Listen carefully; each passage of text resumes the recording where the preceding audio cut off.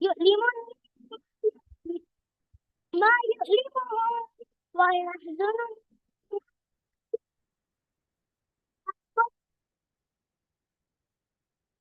وشرب بعضهم ومحب لمن حبهم إنهم وجعل صلواتك وبركاتك ورحمتك وغفرانك ورضوانك علي وأذهب عنهم الرجس وطهرهم تطهيرا.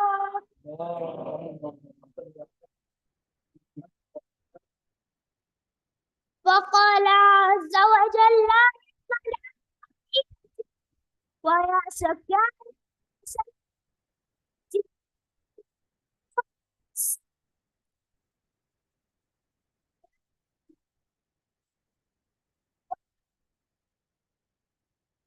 ولا شمس ولا فجر ولا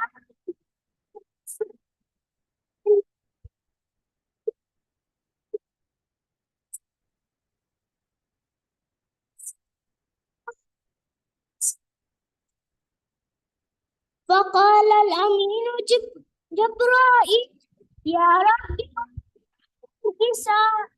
فقال عز وجل أهل البيت وما بئس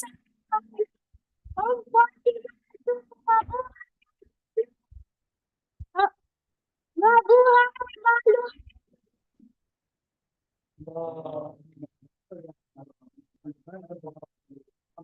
فقال جبرائيل يا رب أن أهبط ليكون ما سبسا. فقال الله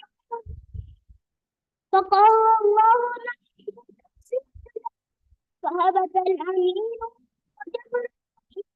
وقال السلام رسول الله ويخصك بالتحية والإكرام ويقول لك العزة والجلال إني ما خلقت السماء ولا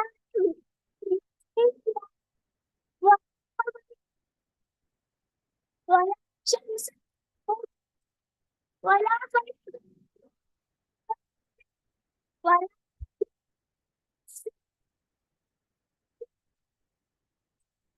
فقد أذن لي أن أدخل بكم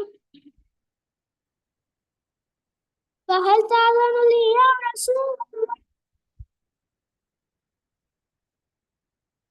فقال رسول الله وعليك السلام يا أمين هذا وحي الله إنه لا يدخل قلبي السلام. ودخل جبرائيل الكساء فقال لأبي ويقول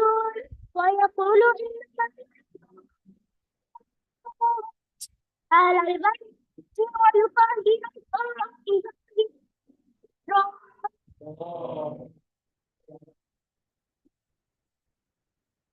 فقال علي لأبي يا رسول الله أخبرني ما جلوسنا في الكساء من الفضل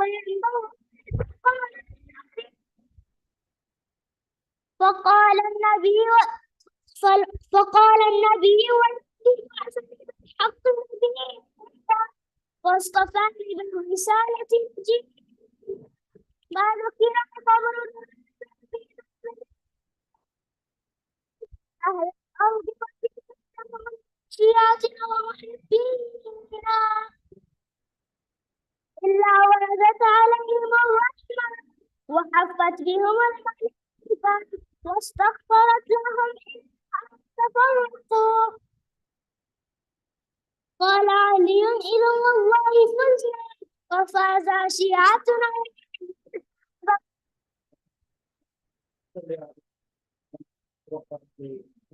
فقال النبي فقال النبي يا علي واصطفاني بالرسالة نبيا ما ذكر الصبر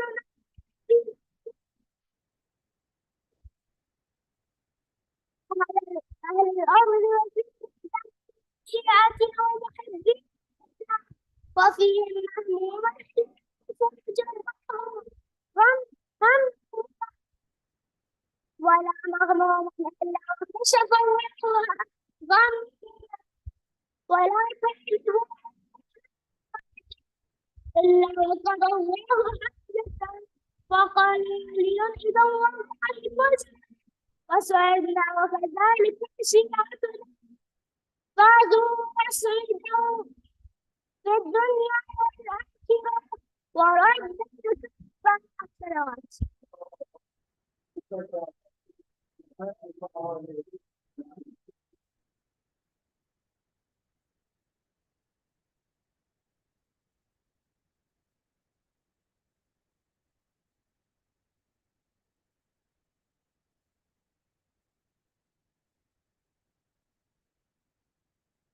Muhammad wale Muhammad salawat.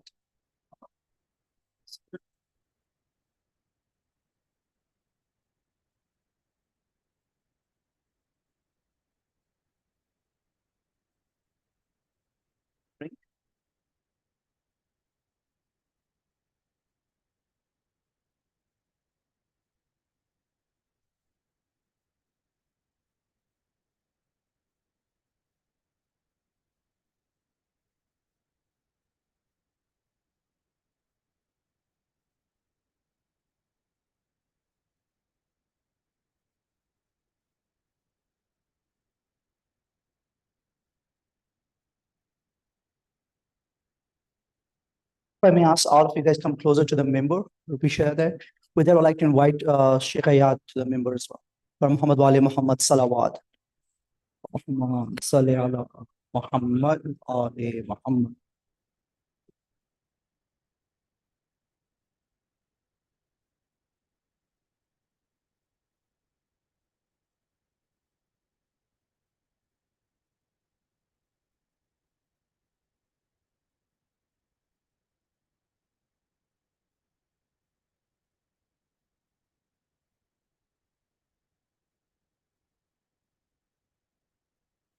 على حب الحسين صلوا على محمد وآل محمد.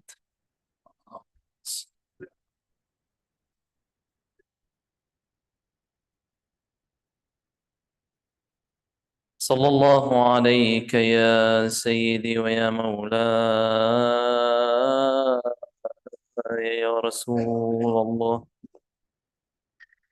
صلى الله عليك وعلى آلك المظلومين المعصومين. صلى الله عليك يا مولاي وابن مولاي يا أبا عبد الله. حسين حسين حسين. Thirsty you were in Karbala, O Hussein. Lonely you were in Karbala, Ya Hussein. Stranger you were in Karbala, Ya Hussein. بأبي أنت وأمي ونفسي. We consider Hussein our mother and father, the spiritual mother and father.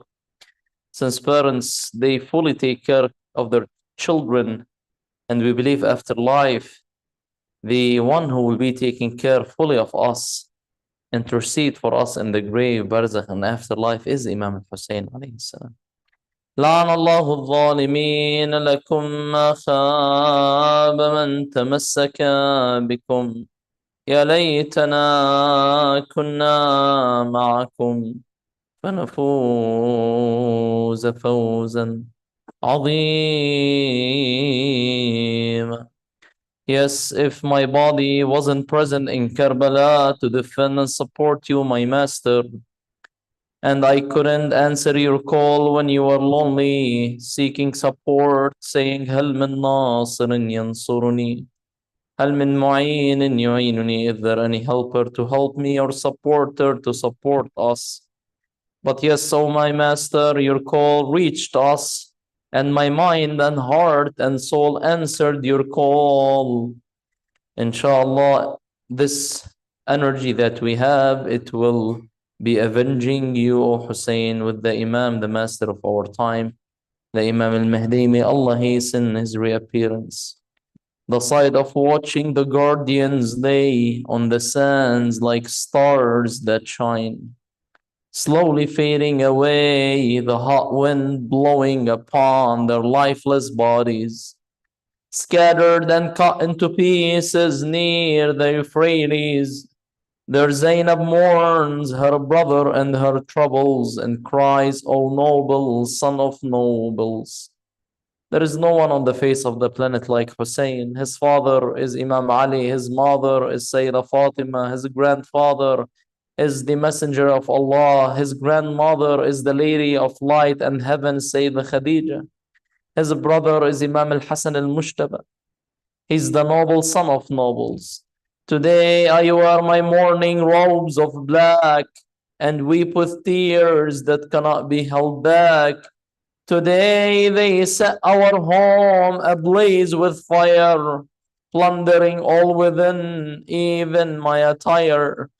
Today they dragged me bound away from thee with the strikes that hurt. My children cried with me. No mercy found to ease my suffering pain. No justice, only tyranny's disdain. Death's cruel hand has torn us far apart. If you lived, you'd grieve to see my heart captured, chained, and beaten, woe betide, robbed of my veil and every shred of pride. O Hussein, answer, see my plight and pain, shimmers lash upon my ribs in disdain. From the heights of spears, he gave reply. It was mentioned that Hussein was talking to her. From that spear, destiny has ruled, submit, and don't defy. Care for the orphans, take their cause in hand. Do as I did, protect them in our land. La hawla wa la quwwata illa billahi al-ali al-azim. Allah subhanahu wa ta'ala said in the Quran al-Kareem, Bismillah ar-Rahman ar-Rahim, وَمَا أَصَابَكَ مِن سَيِّئَةٍ فَمِن نَفْسِكَ. صلوا على محمد وآل محمد.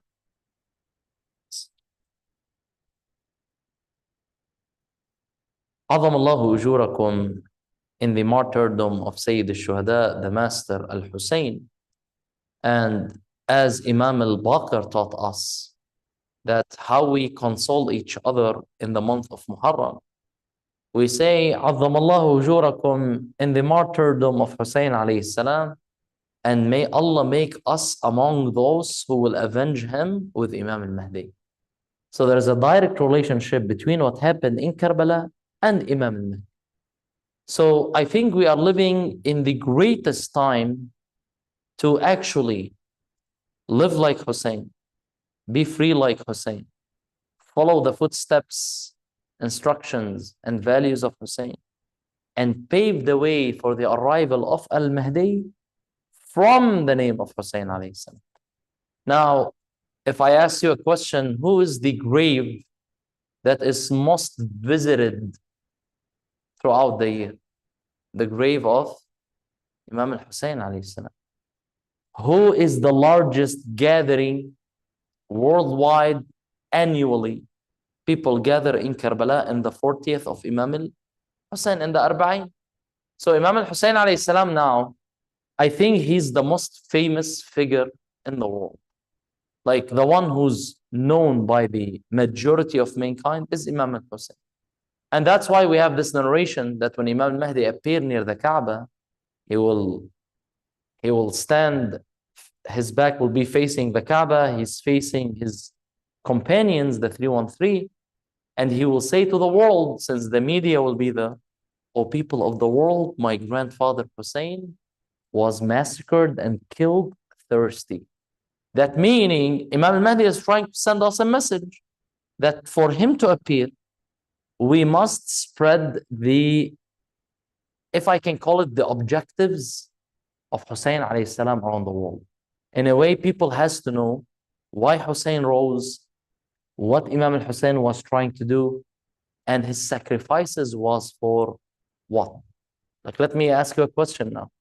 How, especially the Jew Zionists, how they became so powerful?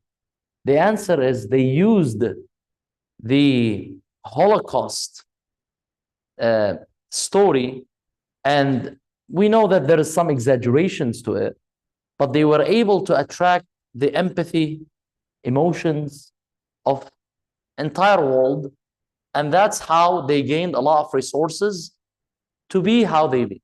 We as Shias, we don't need to exaggerate about Muharum and Karbala. The story by itself, it's the greatest tragedy ever existed. And that's why Ahlebaith, after Imam al-Hussein, they told us, you must use the name of Hussein to awaken the hearts of the people to the truth. And that's why Sayyidah Zainab, Karbala, Imam al-Hussein is not to weaken us.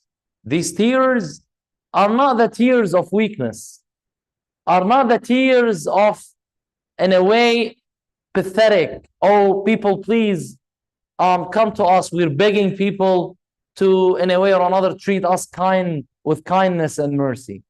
Those are not weak tears. Those tears are to wash the heart from darkness so it can awaken the purity within it, so we can rise and reform and change bad habits to good habits, change what is considered vicious to make it virtuous, to actually make a revolution within, and to become the person that Allah is expecting. What Allah is expecting from us, we will be. So it's an awakening to please Allah and to free ourselves from who? From the ropes of Satan. So we free ourselves from Satan toward Allah. So if Yazid, he's considered the source of Satanism and shayateen, the greatest shaitan in his time. And Imam al-Hussein told us, I would rather die with dignity than being enslaved by one of the shayateen, which is Yazid. Then me and you, we are trying through Hussein, through Karbala, to free ourselves from the ropes of shaitan. So let us ask ourselves now, where is shaitan in my life? Because every single one of us, they have shaitan somewhere. Some of us, shaitan will come through haram music. Some of us, shaitan will come through wasting time on video games. Some of us, shaitan will come through the algorithms on social media. So everyone, shaitan has a lot of ways. And he created these sources, and he will be able to corrupt us from just one path, by the way. But he comes to you different than how he comes to her, and so on and so forth. But the people who are heedless in ghafla, in a way, Assalamu alaikum, Sayyid. In heedless ghafla, in a way that they are not aware, their mind is off, their heart is not feeling well. Those individuals, those who are heedless, those who think that there is no shaitan and shaitan is not trying with me, even though shaitan 24/7, sallallahu ala Muhammad wa ali Muhammad, even though shaitan 24/7, he is trying to corrupt us. Now, yes, he starts step after step. Let me give one example. Like, we tell our youth, our dear young ones, pray on time. And we emphasize, we sometimes be strict about it. Because how shaitan will start with that individual? Start delaying prayer. You delay it 10 minutes, then you delay it 30 minutes, then you delay it 1 hour. Then you start praying but not on time. Then you start, for example, doing it later in the day. It depends. But at the end, Satan is working on me, not now, not in 24 hours. He will corrupt me. Satan, he will make sure that before I leave this world, I am a disbeliever. I am ungrateful. I will accuse God in his justice. Satan will not work on us now. He has a plan for us from now until death. So that's how he works. So be careful. Do not think, okay, alhamdulillah, I'm doing latim, I'm preaching Islam, I'm a sheikh, I'm a teacher, I'm reciting du'as, I'm learning Quran, I'm fully safe. There is no one is fully safe. Prophet Yusuf, a prophet of Allah, a prophet, who we consider them sinless, right? But they are in different levels. Even sinlessness is in different levels. Prophet Yusuf, he said, وَمَا أُبَرِّئُ نَفْسِي إِنَّ النَّفْسَ لَأَمَّارَ بِالسُّوءِ. And I do not, in a way or another, defend myself. I do not say that I am innocent fully. He said, nafs is persistent enjoiner of evil. And I need to keep that nafs disciplined, controlled, and submit to my will. Look, please listen to this very well. There's a lot of youth. Their desires control them. Habibi, you have two cells now. You're not one. You have this body with its desires and lusts and necessities and whim, and you have your self, your soul in it. Your soul is your intellect. Your soul is what is logical and rational. And there's some will be in control. Either your body will control this brain, this mind, and will control your soul, and then you will become like any beast, like any animal out there, right? Or your soul will lead this body. You will be in control. You will discipline the self. And you will, for example, if I'm hungry, I will not scream and yell. I will control that hunger until the food is ready, for example. All right? I will control hunger. I will control thirst. I will control pain. I will control desires. I will control my reactions. I will control my moody personality. I will control these hormonic changes. I will be in control of it. If I feel that I'm not okay this day, I will not leave my room. I will remain there because I know I'm not good today. It's better than interacting with people and causing harm. Make sense? So those are good tactics how to rule and guide. Imam Ali alayhi salam, sallallahu ala Muhammad wa ali Muhammad. He said the strongest among mankind, not the one who can lift 200 pounds. He said the strongest among mankind who can control the self. That's it. If you can control it when you're angry, when you're scared, listen to this. When I want to scream and yell at my parents, but no, I'm holding it. I don't want to do anything that displeases Allah. That shows that you're strong, you're in control.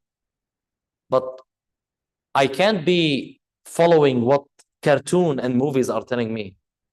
Like Pocahontas, follow your heart, follow your feelings, follow your reactions, follow the voice within. The voice within can be Satan. And majority of times, the voice within is Satan. It's not Allah. Prophet Muhammad, when he told the Muslims, within every human being, there is a mini Satan. Shaitan. They told him, O Prophet of Allah, do you have one? He said, yes, but I made him a Muslim. He said, yes, but I made that mini Satan within me convert to Islam.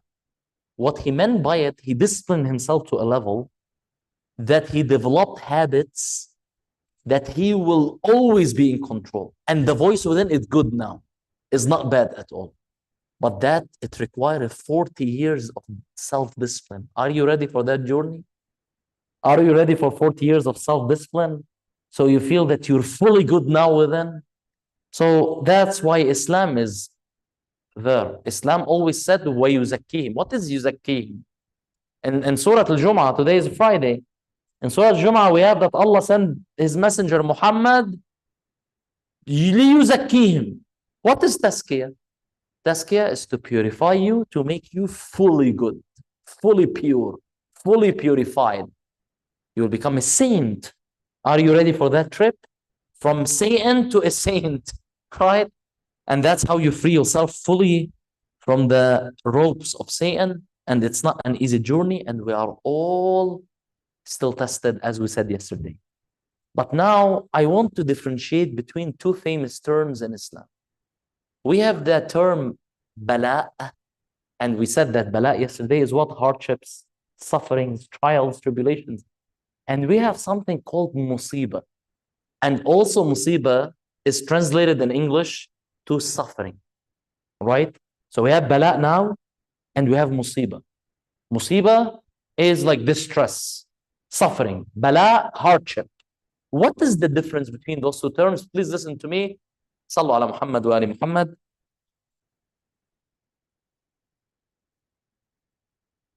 Bala is, let me start with musibah. Musibah is what? It's an action that I did. I did something. The system of this world reacted on me in a negative way. So when I commit sins, there is a negative action. I will expect a negative what? Reaction.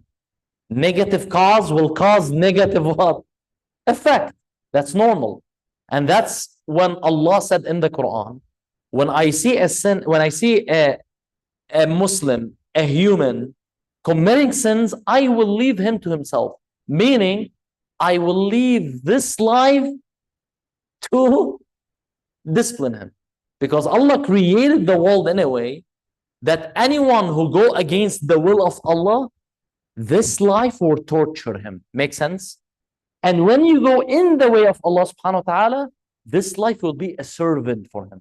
So this dunya is life on earth. So when you follow God's will, this dunya will be your servant. And when you go against God's will, this dunya will be your enemy. Imam Sadiq said something very nice. He said, when you give this dunya your back, it will follow you. But when you seek it, it will run away from you. Make sense? That's why in the Quran, we see, وَمَا أَصَابَكَ مِنْ سَيِّئَةٍ فَمِنْ نَفْسِكَ. Allah said, and whatever misfortune befalls you, it is because of what your hands have earned or committed. Also, we have another verse in the Quran Kareem, وَمَا أَصَابَكُم مِّن مُّصِيبَةٍ. So any misfortune befalls upon us as a group, فَبِمَا كَسَبَتْ أَيْدِيكُمْ, because of what our hands committed. So Allah is still saying in the Quran that the musibah, who caused the musibah? Us. Majority of the masa'ib in this dunya, who caused it? Us, our free will. So now when I'm harmed, I can't blame Allah for it. Because all the hardships, the sufferings are not caused by Allah directly. It's from His creation. Now what is bala? Bala, it's not me who caused that suffering. It's indirectly came to me. Because I'm living among humans and we are all limited. We are all weak. We are all ignorant. We are not perfect. We are all imperfect. So any moment, someone of us might do an imperfect action. He might commit a sin that might affect and pressure me. If I am patient enduring this hardship, this is where I will be rewarded by Allah subhanahu wa ta'ala. And that's what is bala. So now Karbala, it's a musibah since Yazid, Shimr, or Umar ibn Sa'd caused it. So it's musibah on them and it's bala on Hussein alayhi salam. That's why it's a musibah and bala. Because Imam al-Hussein alayhi salam, and why it became the worst musibah, the worst hardship, the worst suffering in the history of mankind, because Hussein alayhi salam proved to them in more than 50 proofs that they shouldn't kill him, that he's innocent, that he's the grandson of the Prophet. And there is no any 0.001% for him to be killed. But still, they killed him out of hatred when they told him, we're killing you because we hated your father. And that's one of the main reasons. Sallu ala Muhammad wa ali Muhammad.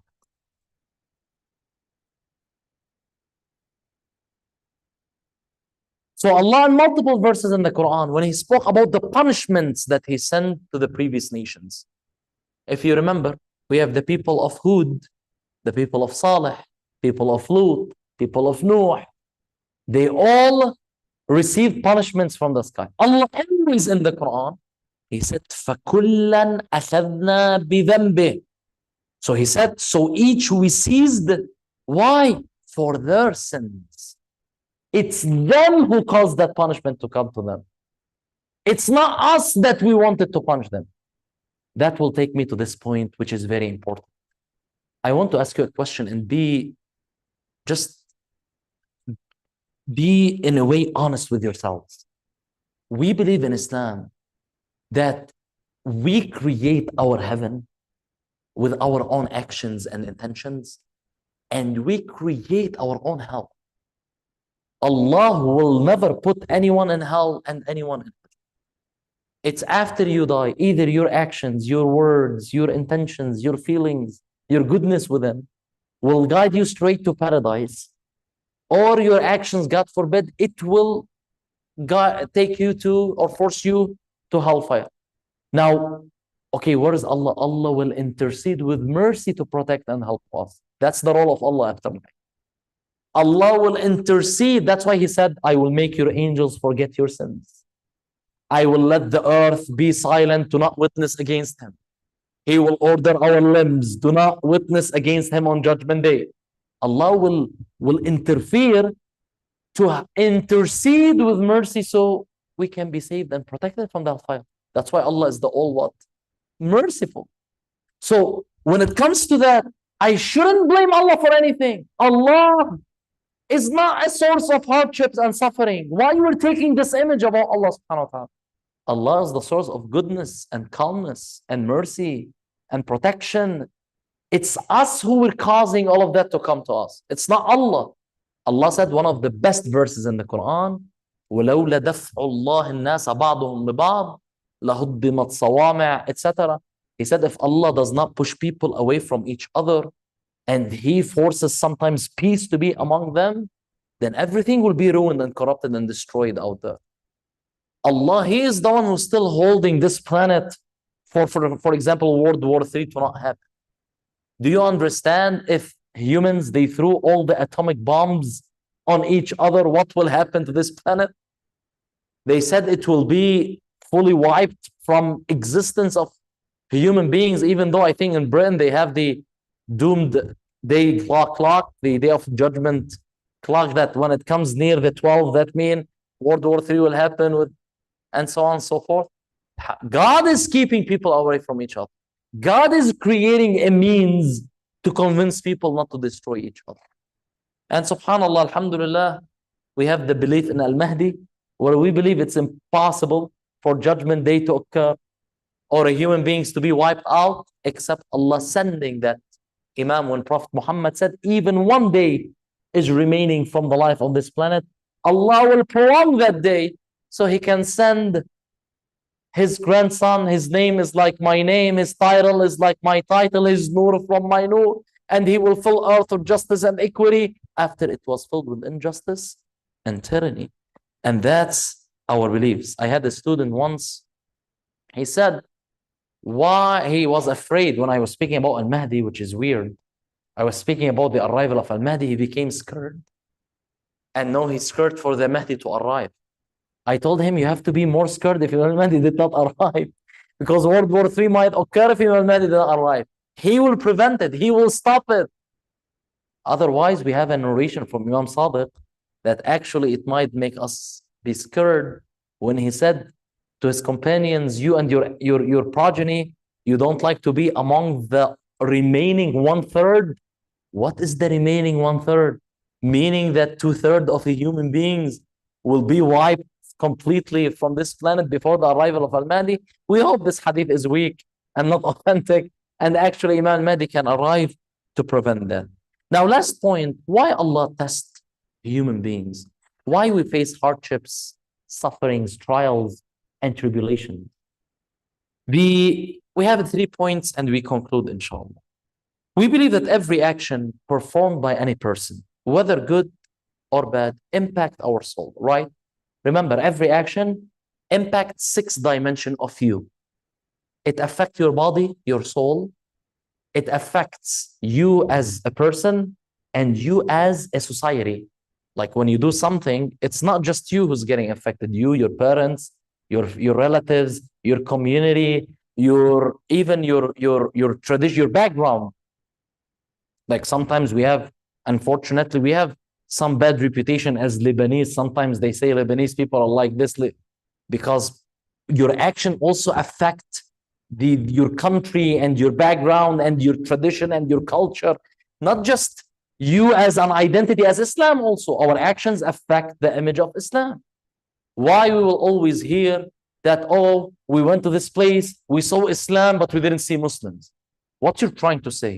That as Muslims, we are unorganized, we are not clean, we are not ethically well, we don't have like certain etiquettes that we follow, we don't have good morals, good akhlaq, good manners.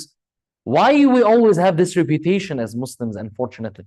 Or our respected, honored, scarred sisters, always they will try to compare, oh, there is sisters that they are unscarred, but they are better than sisters that they are scarred. This is why you're comparing that.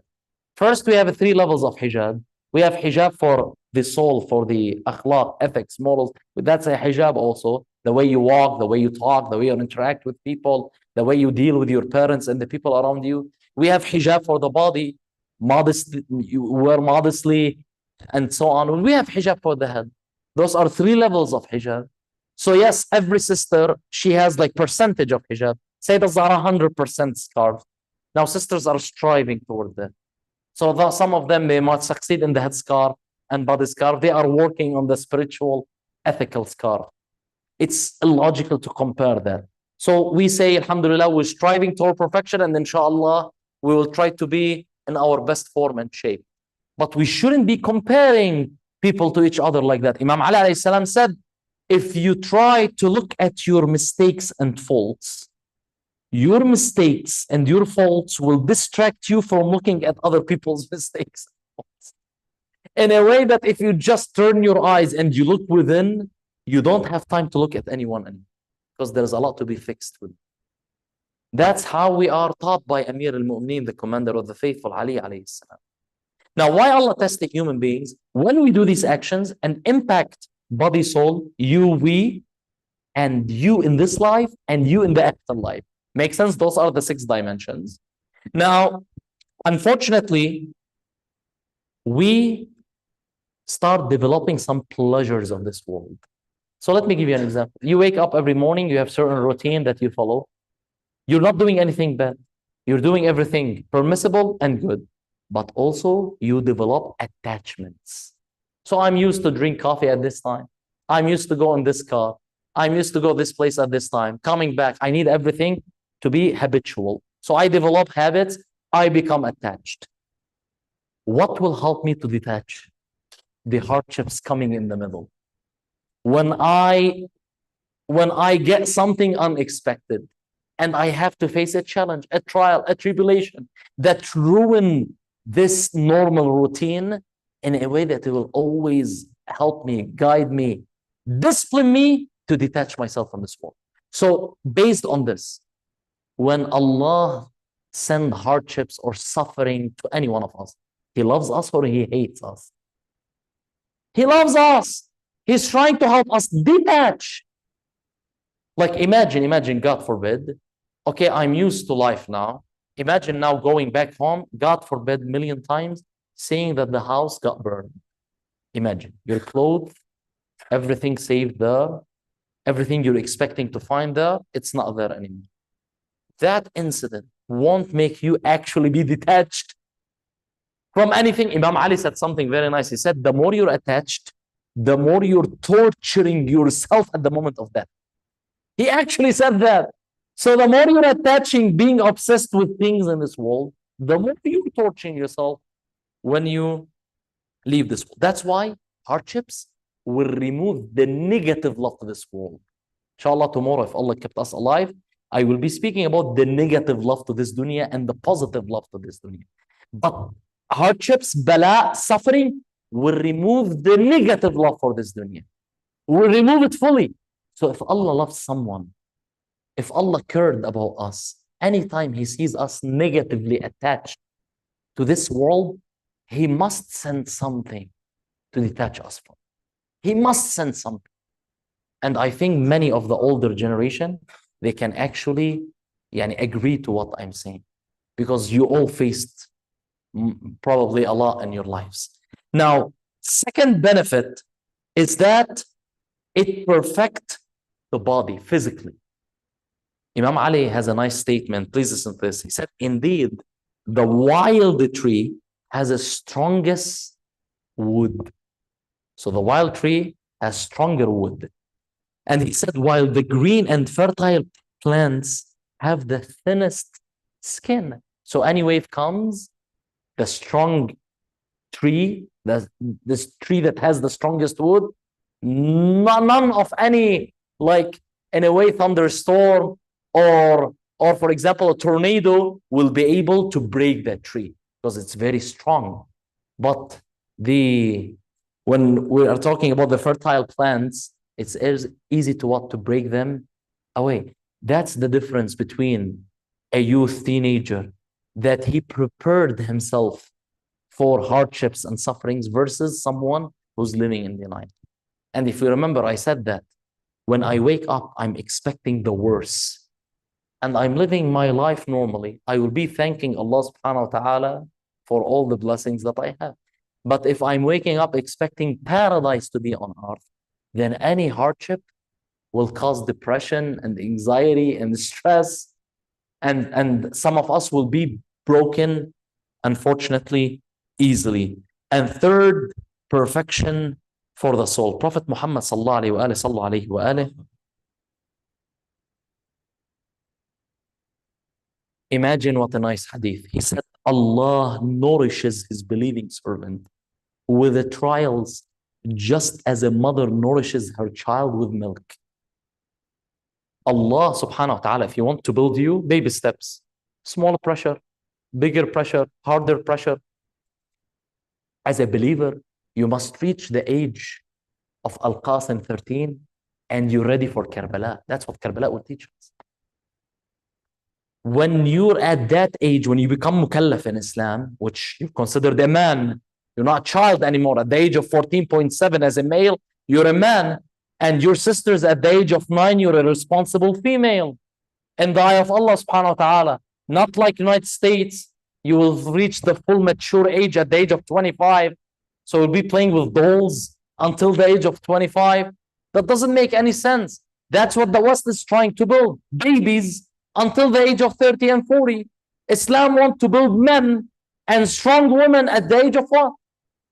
14. So imagine the difference between Islam and the other ideologies in life. So Allah will baby step us in trials and tribulations. But when Allah sees me complaining, He will stop. Because Allah said in the Quran, وَلَا يُكَلِّفُ اللَّهُ نَفْسًا إِلَّا وُسْعَهَا. Allah will not make any soul bear more than it can handle. But the more you can handle, the more you're closer to who? To Allah subhanahu wa ta'ala.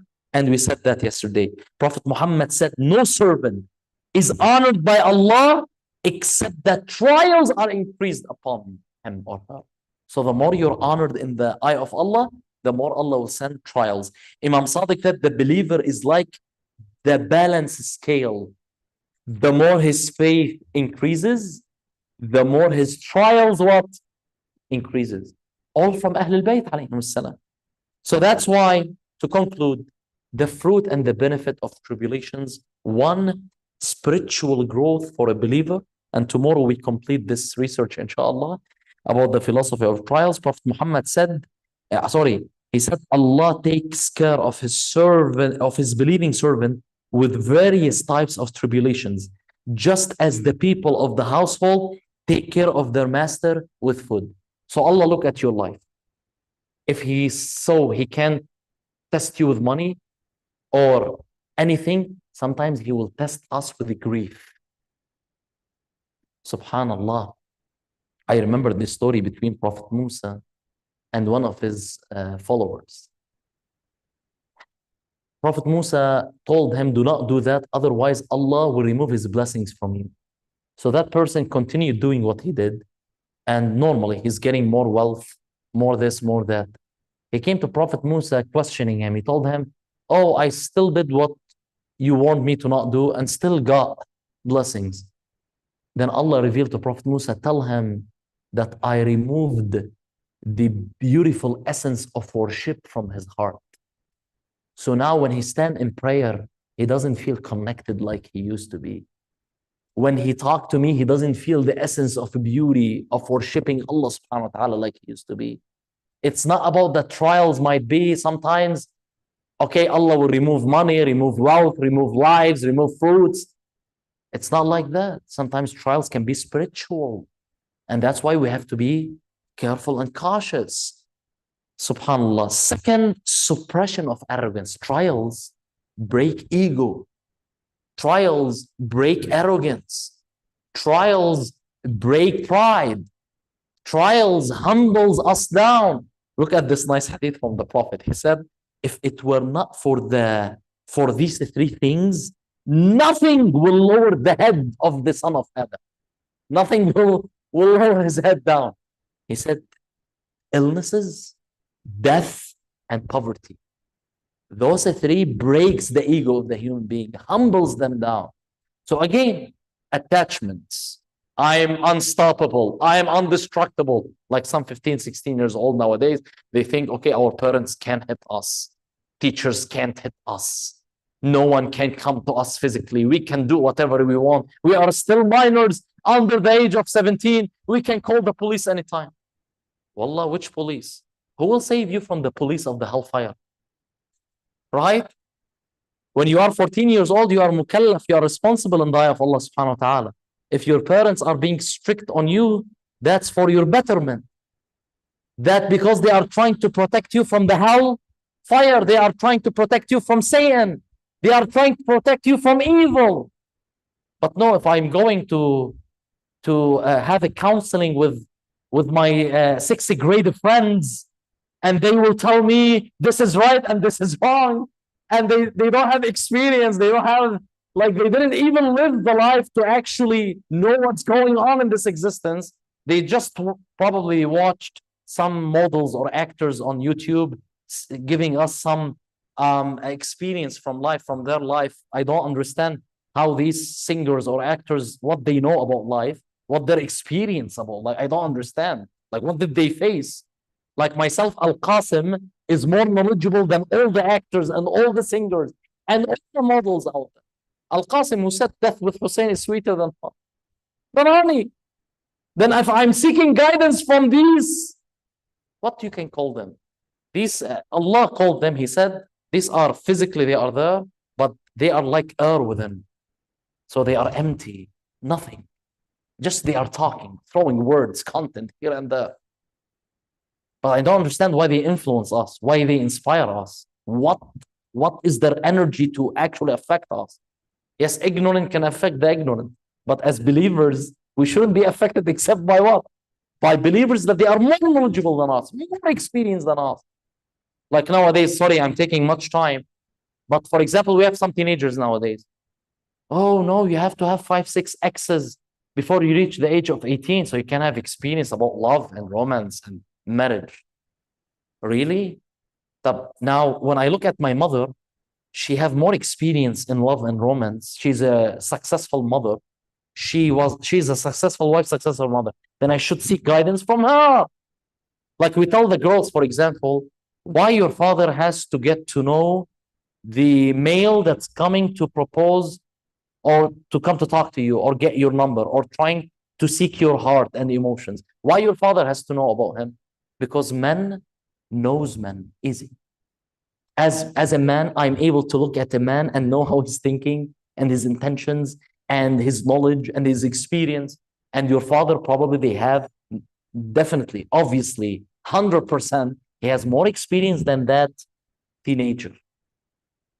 But no, if I'm living Justin Bieber's lifestyle, unfortunately, then definitely I will be just blindly following the evil satanic life, not Prophet Muhammad's and Sayyidah Fatima al-Zahra lifestyle and ideology. And that's why Hussein was there. Umayyads, Trust me, Umayyads, they are worse than Vegas now and Miami. Trust me. They did the worst types of sins. That's why Hussein once sacrificed his blood. You understand what Yazid was doing? Drinking wine publicly, having haram relationships with anyone he think about, even with his family members. Yazid did the worst types of sins. You can't even imagine it. When Hussein went, sacrificed his blood to give a message for all humanity, that what is vicious is vicious, what is evil is evil, what is bad is bad, what is corrupt is corrupt, what is cursed is cursed. We can't compromise our religion. We can't sell our values. It's not, you can't even like treat me as a cheap individual. Dear sisters, we are not sheeps and we are not cheap. We don't follow like sheeps and we are not cheap. We have the guidance and the values of Ahlebaith alayhim salam, who makes us the most wealthy, the most rich, the hardest to convince. We are that's how Ahlebaith taught us to be strong, to have a strong foundation, to firmly stand in the ground without moving right or left. We inspire others to follow us. We impact people's lives. We don't let them influence us or change us. Or it's weird how we see some sisters nowadays take off their scarves. You're selling what is priceless for what? For what? Tell me for what? Convince me for what? La hawla wa la quwwata illa billah. Sayyidah Zainab, who her hijab was taken. Sayyidah Zainab alayhi salam, she's an example from Sayyidah Fatima for this female that preserved her hijab the most. I told you yesterday, no one saw her shadow. Sayyidah Zainab expected that. Because as we said, Sayyidah Zainab, before the night of Muharam, Imam al-Hussein told her what will happen.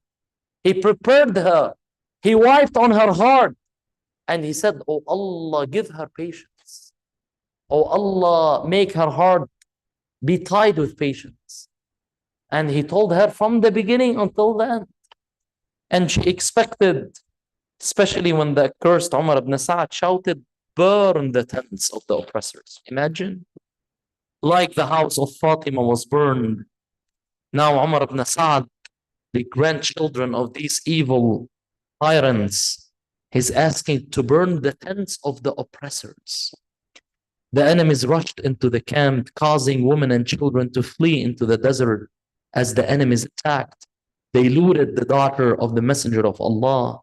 Then they set the fire to the tents, and flames spread from one tent to another. Imam al-Hussein remembered that he put the tents near each other.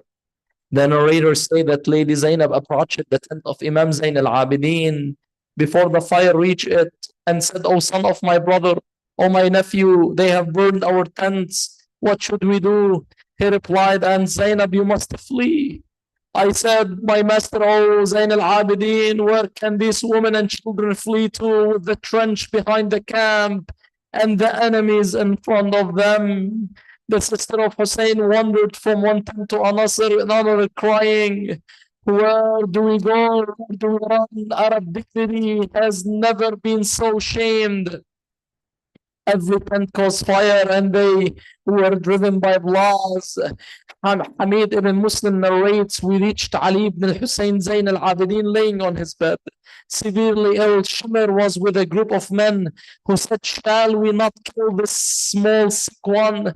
Then Hamid ibn Muslim told him, "Subhanallah, you became a killer for children. He's just a boy and he's gravely ill." Then Lady Zainab rushed to him, threw herself on him, and said, "By God, he will not be killed until I am killed first." It was narrated that Lady Zainab protected the Imam of her time 3 times in the journey after Karbala. So they refrained from killing him, but dragged away the mat that he was lying on, throwing him to the ground. Then Sayyidah Zainab tried to take Imam Zain al-Abidin out the tent while it was burning. A man approached her, telling her, "Oh woman, the fire, the fire." She said, "Oh oppressor, help me taking this child. He said, "Oh lady, I'm talking about the fire in your clothes are being burned." Sayyidah Zainab alayhi salam did not even, she was distracted by just protecting the Imam of her time. Then they came and pushed him away. Then, subhanAllah, when the fire reached the tent of Imam Zain al-Abidin, Sayyidah Zainab saved his life. Also, Hamid ibn Muslim said, "I saw a little girl running from the camp with her clothes on fire. I approached her to extinguish the fire. She fled from me thinking I wanted to harm her or rob her. She said, "O servant of Allah, do not fear Allah. I only wish to put out the fire that is burning your clothes." When she sensed my compassion, she said, "O Sheikh, are you with us or against us?" He said, "I'm neither with you or against you."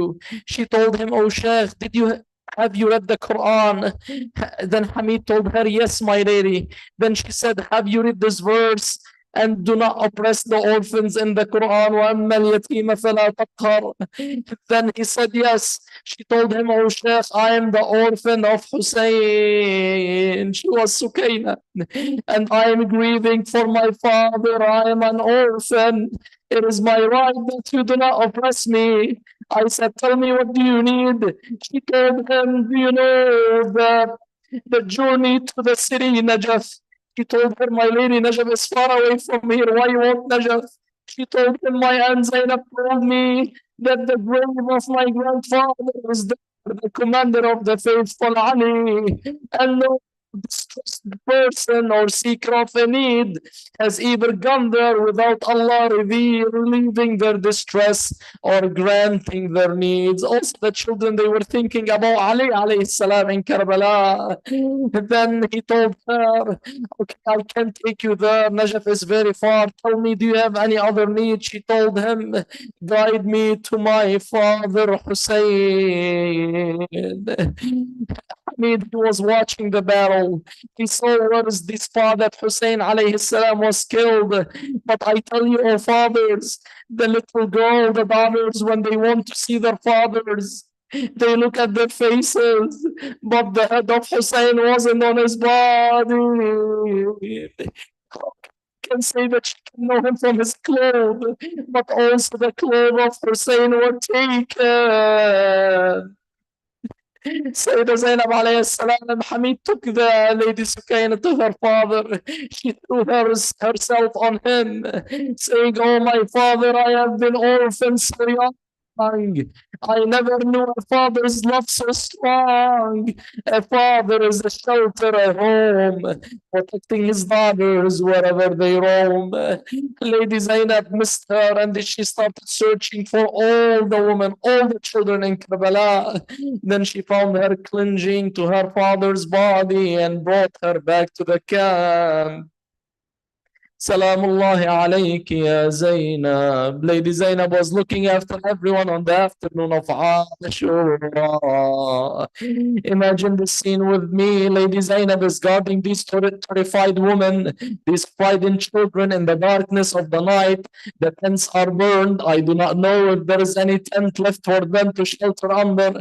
And her state of mind is, night has come, leaving us no tents, no shelter left for the orphans to find. Night has fallen, increasing the fear, and all I have are children crying in shock. The tribal elder Hussein, no one carried his body, laying slain beside the sick and wounded, thinking about her father, Ali, ya Ali, ya Ali. طيب يا حجة الله على خلقه. يا سيدنا ومولانا إنا توجهنا واستشفعنا وتوسلنا بك إلى الله وقدمناك بين يدي حاجاتنا. All of us. يا جهة عندك اشفع لنا عند يا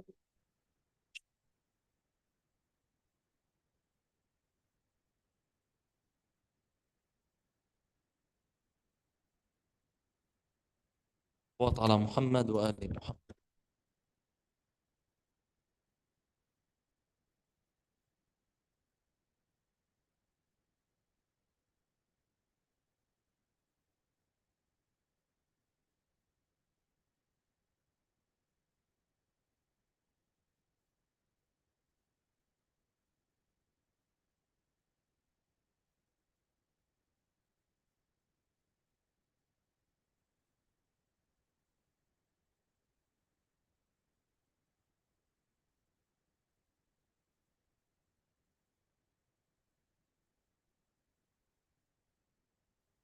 या अलिया एलिया या अबुल हसन अबू तुराब,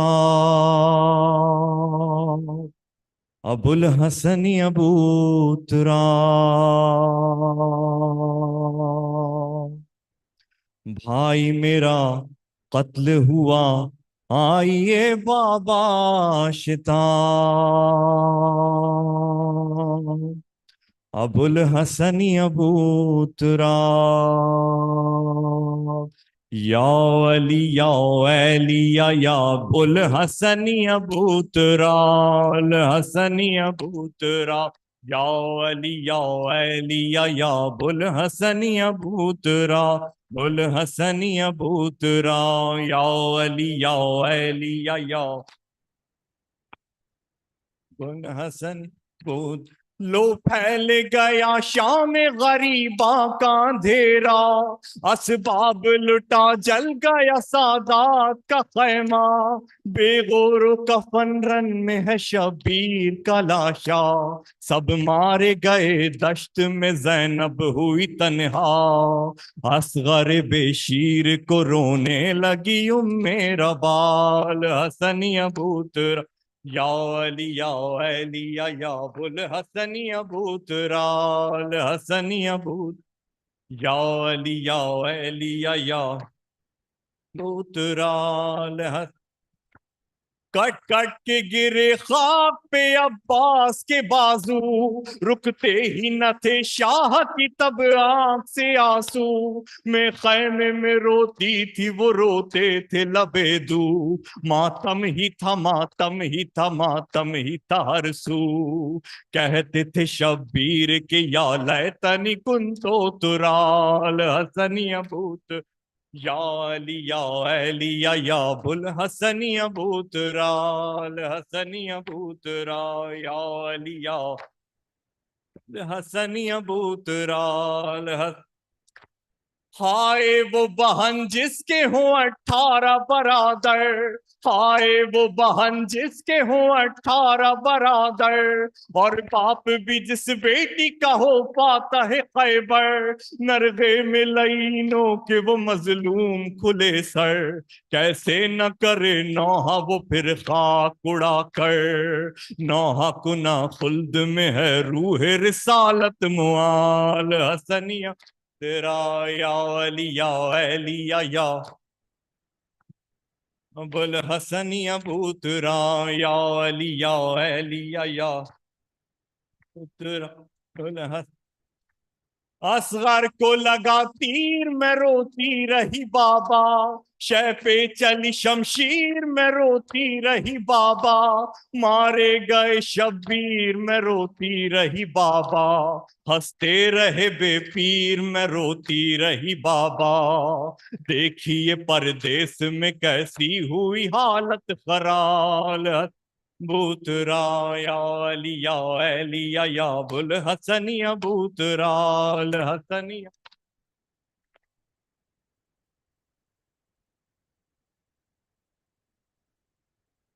ओ शाम की मुसीबत, ओ शाम की मुसीबत, ज़ैनब के दिल से पूछो। वो शाम की मुसीबत, वो शाम की ज़ैनब के दिल से पूछो। आशूर की वो आफत, आशूर की वो आफत, ज़ैनब के दिल से पूछो। बच्चों का पिलपिलाना, खैमों में ना, सज्जाद का तड़पना, सज्जाद का तड़पना, ज़ैनब के दिल से पूछो। शाम की मुसीबत, वो शाम की मुसीबत, ज़ैनब के दिल से पूछो। वो बच्ची वो सहमी सहमी और हाय, उस पर तमाचे खाना,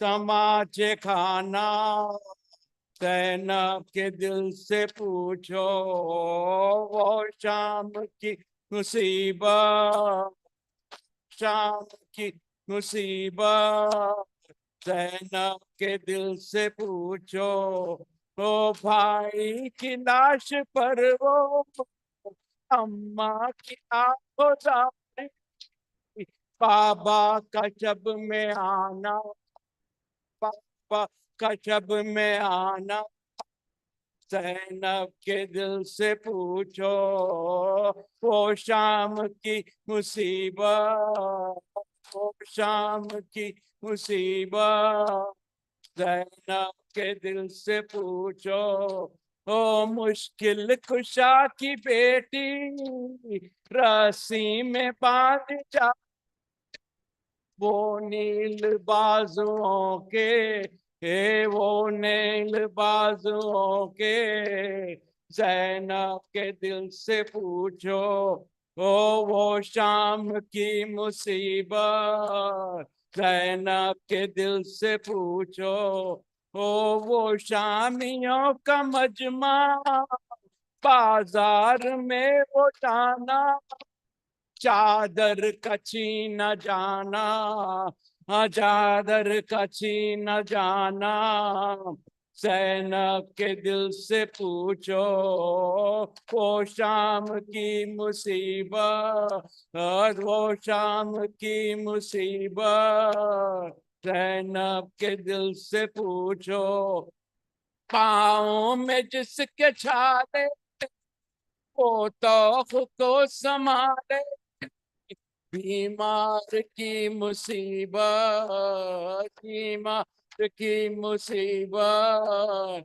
ज़ैनब के दिल से पूछो वो शाम की मुसीबत ज़ैनब के दिल से पूछो ओ तश्ते तिला के अंदर पलता वो खून में सर वो चोबे जुल्म सहना चोबे जुल्म सहना ज़ैनब के दिल से पूछो ओ वो शाम की मुसीबत वो शाम की मुसीबत ज़ैनब के दिल से पूछो ओ जिंदा का वो आधे असगर को याद करके बानों का वो तड़पना बानों का तड़पना ज़ैनब के दिल से पूछो